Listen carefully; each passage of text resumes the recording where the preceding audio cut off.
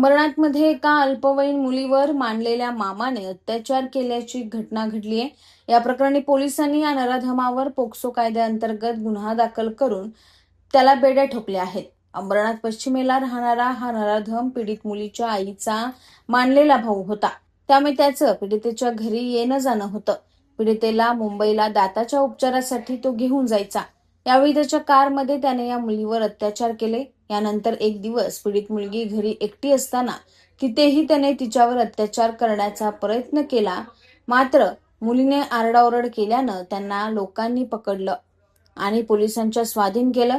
या प्रकरणी मुलीच्या आईच्या तक्रारीवरून पोलिसांनी पोक्सो कायद्याअंतर्गत गुन्हा दाखल करून या नराधमाला अटक केली। न्यायालयाने त्याला 2 दिवसाची पोलीस कोठडी सुनावल्याची माहिती वरिष्ठ पोलीस निरीक्षक शब्बीर सय्यद यांनी दिली आहे। येथील पेरेल यांची पीडित मुलगी हिचा मानलेला मामा हे त्यांच्या घरी वगैरे येत होते आणि मुलीवर दाताचे उपचार चालू होते। मुलीला दंत हॉस्पिटल म्हणजे मुंबईला घेऊन जाण्याकरता जात असताना तिकडे जाऊन आल्यानंतर त्यांच्या मालकीच्या वॅगनारमध्ये 4 ते 5 वेळा त्यांनी शारीरिक अत्याचार केलेला आहे आणि तिच्या घरी देखील एक शारीरिक अत्याचार केलेला आहे। आणि 23/8/2000 रोजी तो त्यांच्या घरी जाऊन त्या मुलीवर अश्लील वर्तन केल्यानंतर त्या मुलीने जे आरडाओरड केली त्यामुळं पीडितेच्या आईने दिलेल्या तक्रारीवरून गुन्हा दाखल करण्यात आलेला आहे।